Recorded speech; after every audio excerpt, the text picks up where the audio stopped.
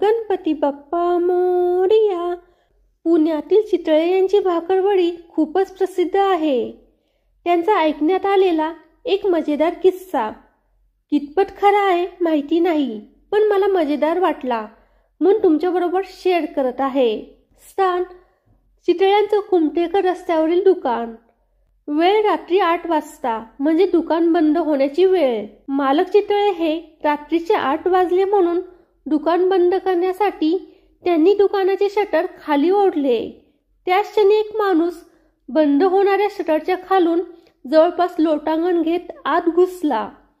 चितळ्यांनी त्याला अडवण्याचा खूप प्रयत्न केला, पण तरीही तो अति धाडसी माणूस शेवटी आत घुसलाच। चितळे चिडले आणि त्याला रागातच विचारले, काय पाहिजे? अपेक्षित उत्तर आले। तो म्हणाला, भाकरवडी पाहिजे। चितळे म्हणाले, किती वाजले घड्याळात?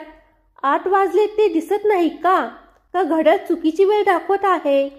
तसं असेल तर भाकरवडी ऐवजी घड्याळ घ्या। तो माणूस म्हणाला, मला भाकरवडी पाहिजे।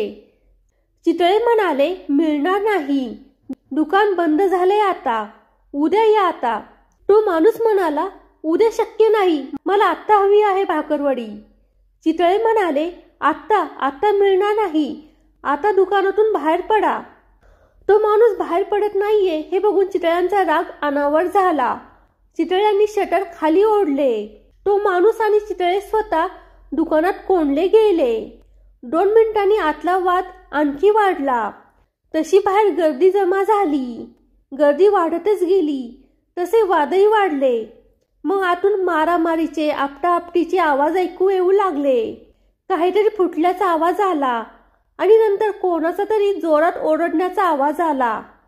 गर्दी हे सगळं अवाक होऊन बघत होती। इतक्यात शटर पुन्हा उघडले आणि तो माणूस जीवाच्या आकांताने बाहेर पडला आणि पळत सुटला। मागोमाग चितळे सुद्धा बाहेर आले, चिडलेले, घामजलेले, पण तरीही त्यांच्या चेहऱ्यावर एक समाधान होतं। गर्दीतून कुणीतरी विचारलं, काय झालं हो?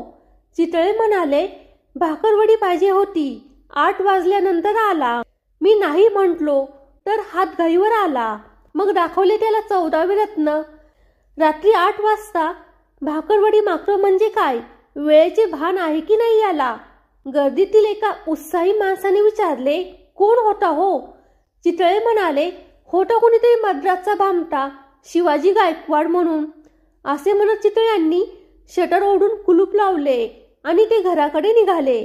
फ्रेंड्स, हा व्हिडिओ जर तुम्हाला आवडला असेल तर व्हिडिओला लाईक करा आणि फोटोग्राफी इज माय पॅशन या यूट्यूब चॅनलला सबस्क्राईब करा। धन्यवाद।